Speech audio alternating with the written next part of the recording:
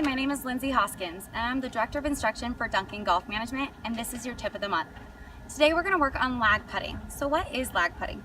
Lag putting is getting your first putt close enough to the hole in order to make that second putt. So to have a good lag putt, we really need to be able to control the distance. To control the distance, I need to be able to read the green. So the first thing I'm going to do, I'm going to step back behind the ball, try to read what the break of this putt's going to do. Is it uphill, is it downhill, is it going to move right or left? So I'm going to look at this slope right here, see what this putt's doing. Now I'm going to start to walk the putt. I tell a lot of my students to walk the putt just so that you can see the slope from every angle of your putt. I'm going to come to the halfway point here and then see more of the severity of the slope, so we can definitely tell it's uphill, going downhill. And then I really want to start to pay attention to what happens on the lower part of this putt, the last third of this putt, because that's when the putt's going to start to slow down and more of that break in the slope of the green is going to take effect. I'm going to look from the opposite side of the hole here at my putt again. Definitely a different perspective from this side of the hole.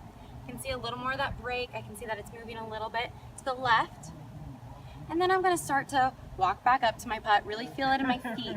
Is it uphill, downhill, and really feel the slope of the putt. So that's step one. That's reading the putt, really getting a feel of what this putt is going to do. Now the second thing I want to do is do some practice swings.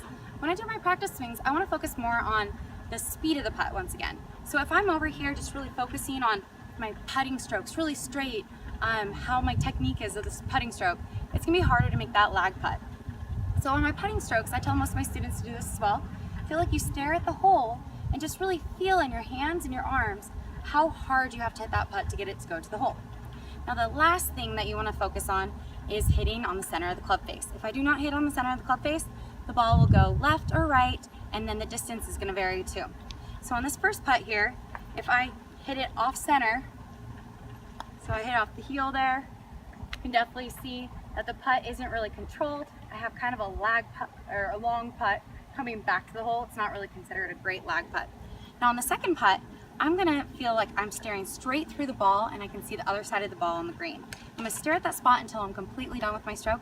That really makes me feel like I'm staying down and able to hit the center of that club face. So here we go on hitting more at the center of the club face.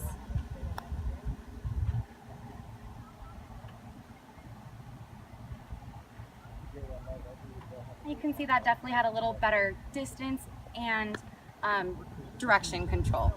Once again, my name is Lindsay Hoskins, and this is your tip of the month. Stay tuned for next month.